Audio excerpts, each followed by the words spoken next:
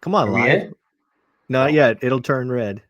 Oh, Oh, there we go. It took a long time there. today. Folks, we're going to talk about scaling a seven-figure business. Lots of people like to be entrepreneurs. It's super sexy today.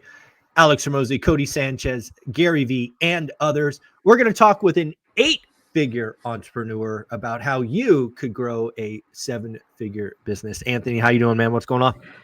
I'm doing great, man. Thanks for having me on here, and I've got the Absolutely. opportunity to talk. Oh, I love this. I love talking with successful people who have been in it, who are also willing to give back, kind of reach down and pull people up this mountain. Obviously, entrepreneurship is something that is very, very new to me, but something that's been in your bones for a long time. So, who is Anthony? Introduce yourself to my audience, and we'll get into the topics at hand.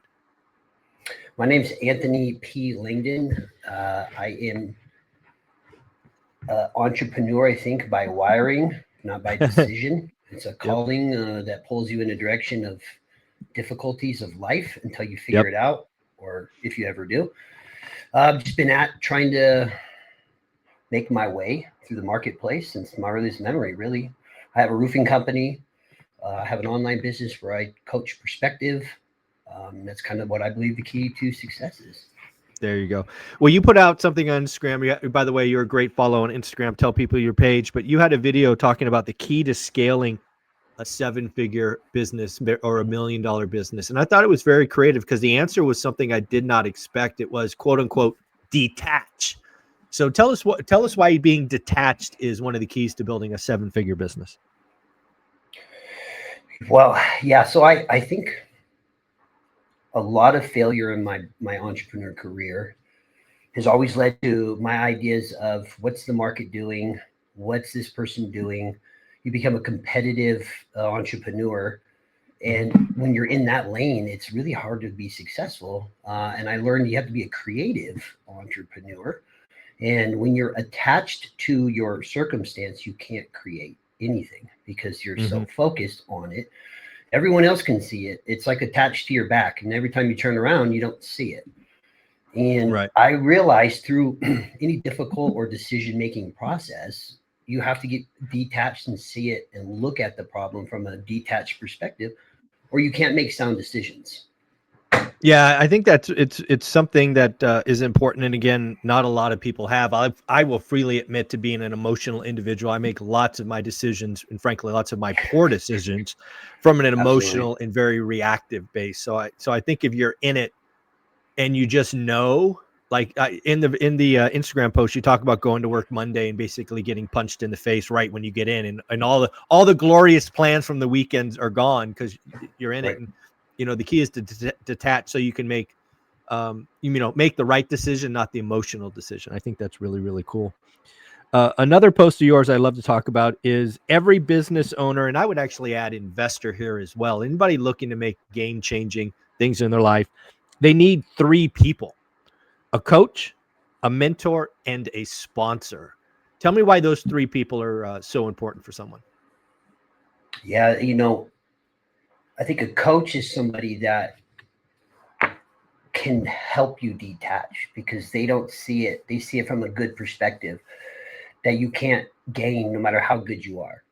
And you can almost call anyone and lay out what you're dealing with, and they're going to give you a detached perspective because they're not attached to it. So, Right. obviously, a trusted coach or investing in that is critical to entrepreneur, really just life.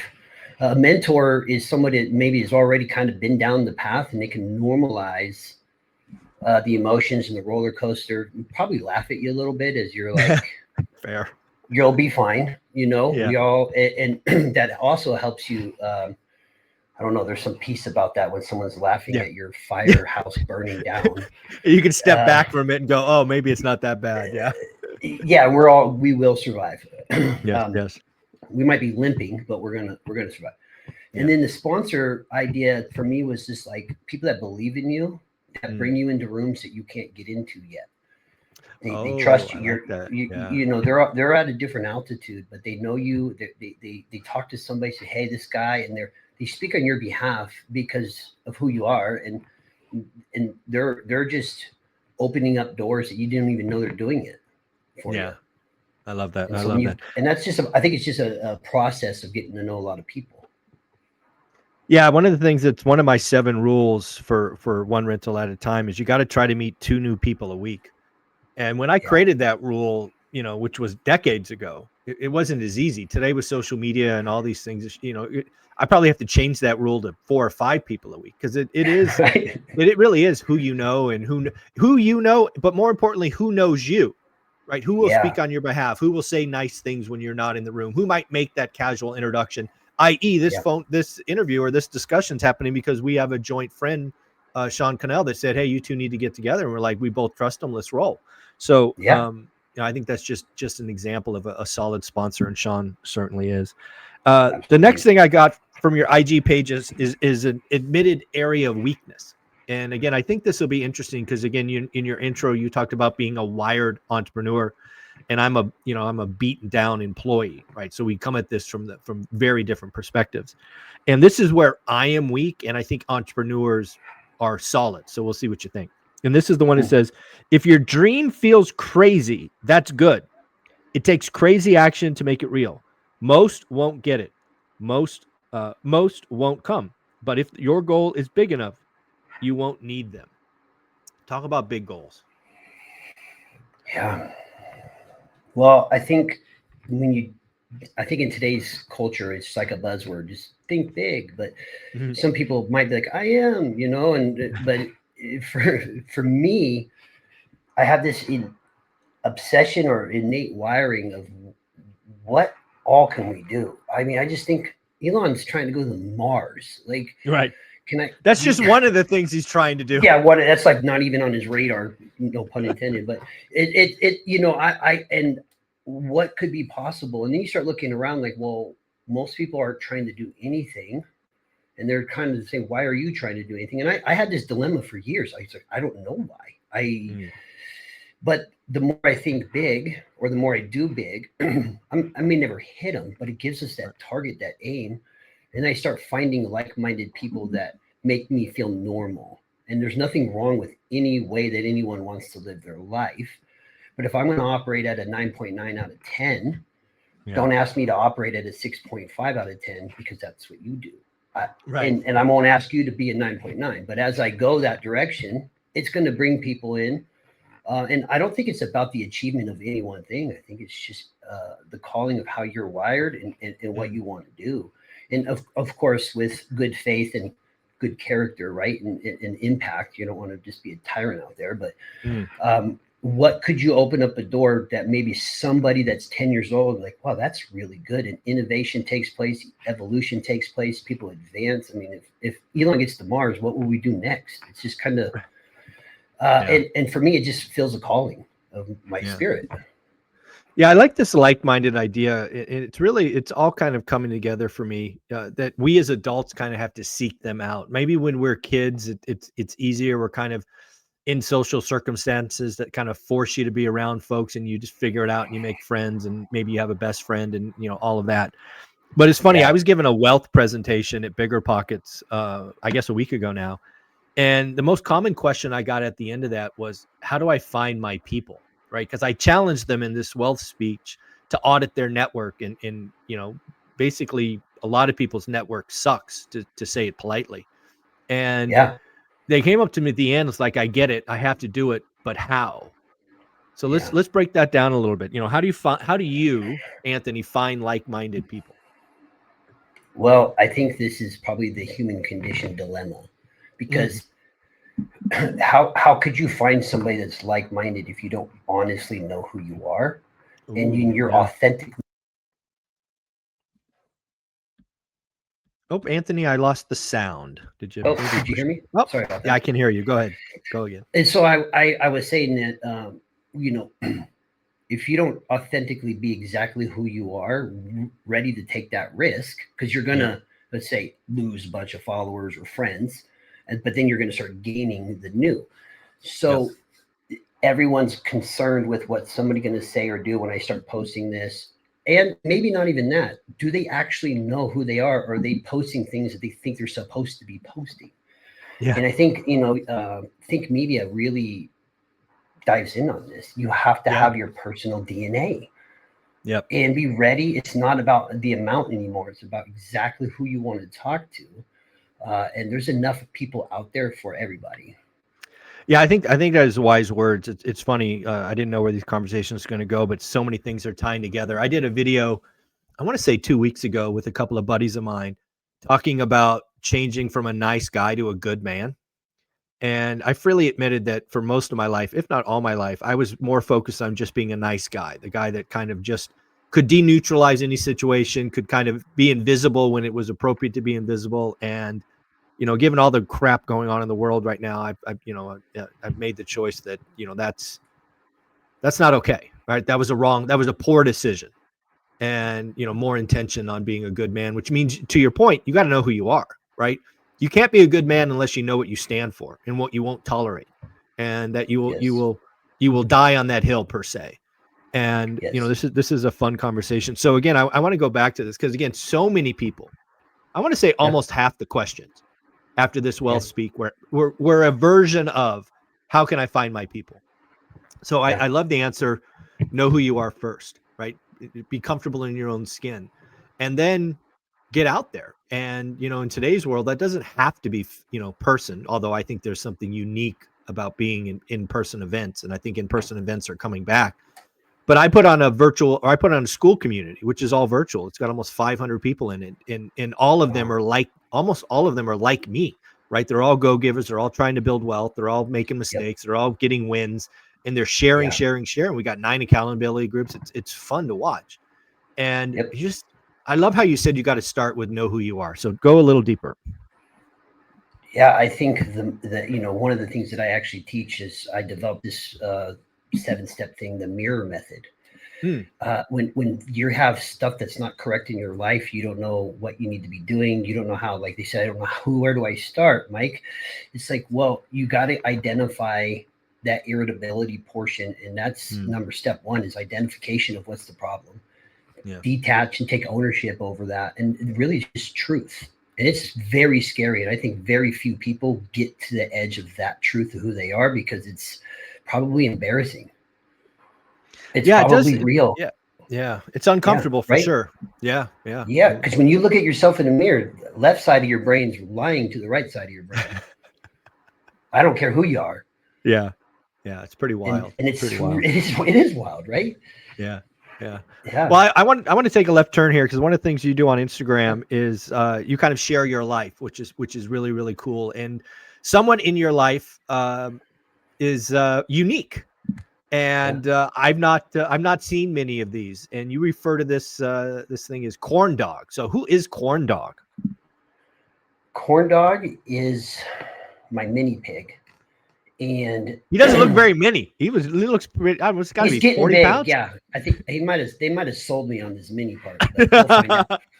Um, he's a mini pig. Okay. I don't. Oh, you got it on mute again. There it goes. So, It keeps there you go. shifting off. So I am allergic to dogs. Okay. It started later in my life. I started looking around like I need maybe a little pet, and this mini pig idea came up. Then I started researching them. They're very difficult, but with tight relationship, they think I'm going to eat him all day long, and so I have to build relationship with him. I have to lead him. I have to be consistent.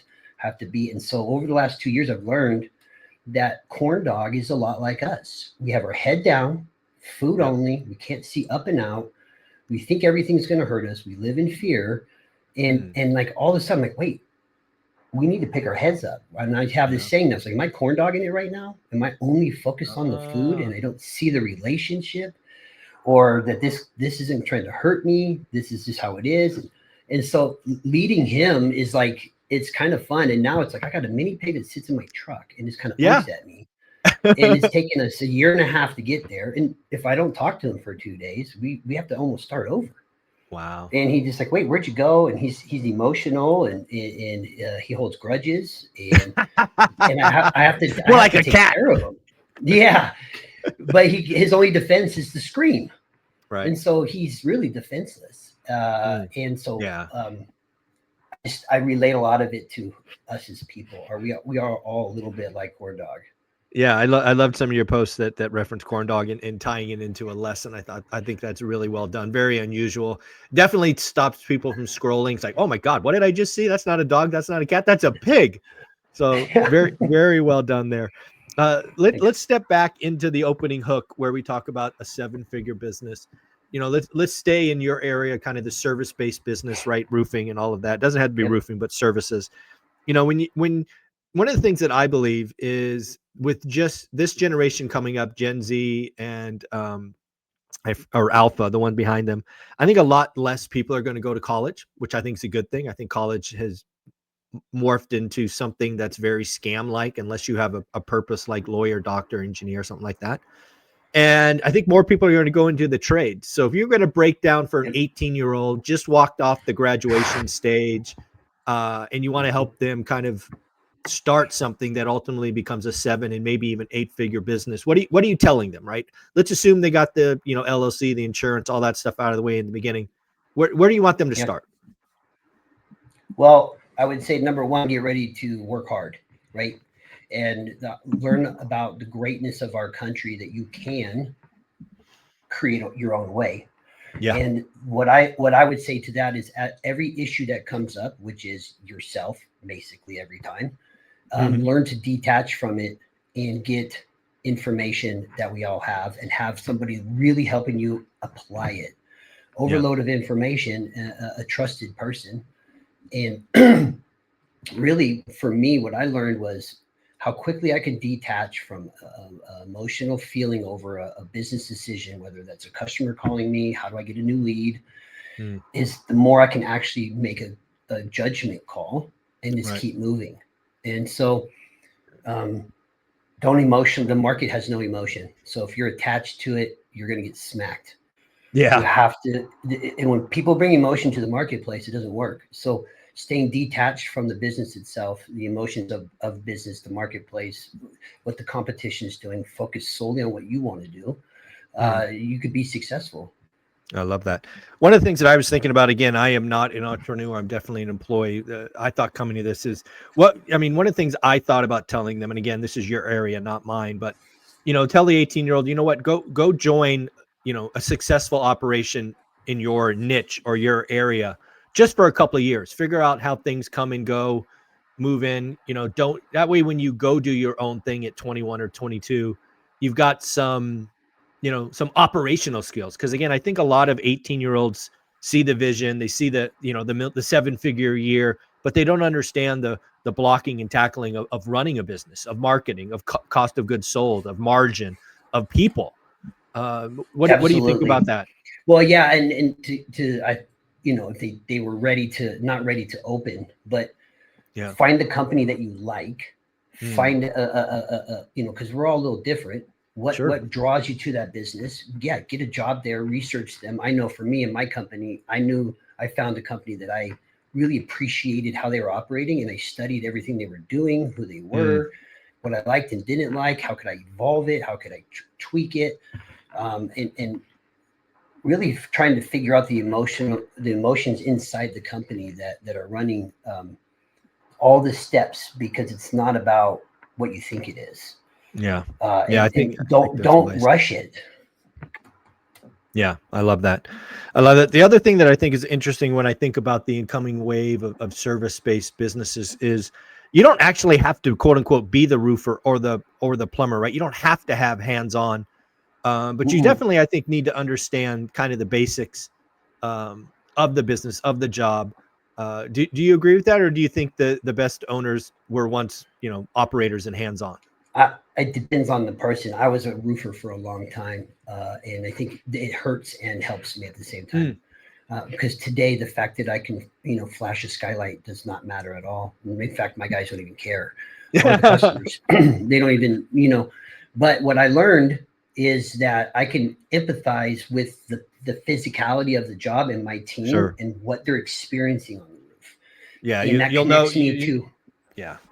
Yeah, there's a relationship capital that I can gain with my roofers because I've been there, and I learned that the key is relationship skill sets. Yeah, I can just imagine, kind of almost sympathizing with them on 100-degree day, up on the Yep. roof in the middle of the summer, right? And you know, maybe you bring them some cold beverages or whatnot on those days, just because you remember. I think that's pretty wise advice. And I think as an owner, learning the languages of every level, the installer language, the operations language, being able to be to be able to communicate the different languages, not necessarily culturally, but like Right. how they feel at different Yep. levels of the business is critical. I love that. I love that. Well, let's close on the topic. We were both at Sean Connell's Think Media event, mastermind for a select. I don't know. I think there was 45, maybe 50 of us in the room. How are you taking on social media to kind of grow your empire, grow your business? Why was it important for you to be there? Well, number one, Sean's a friend of mine, supporting everything he does. He's a very smart guy. Yeah, Highly no doubt. recommend you tap into his thought process. Mm, Number two, I believe that YouTube, or being able to authentically teach the community who you are, is evergreen.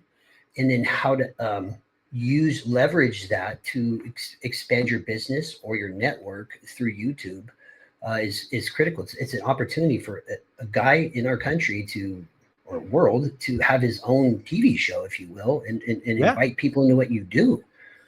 And that's Yeah. easier said than done. It's exciting, but man, it's a lot of work. And Sean's kind of paved the path for us to follow. Gratefully for that. Yes. And just trying to, it's a new skill set for me. It's a different mindset of different tools. Yeah. No, I think Sean that Cannell and Think Media are awesome. Yeah. No doubt. Yeah, yeah. I think Yep. YouTube and content is the new tool skill that we need to learn moving into the next era of our culture.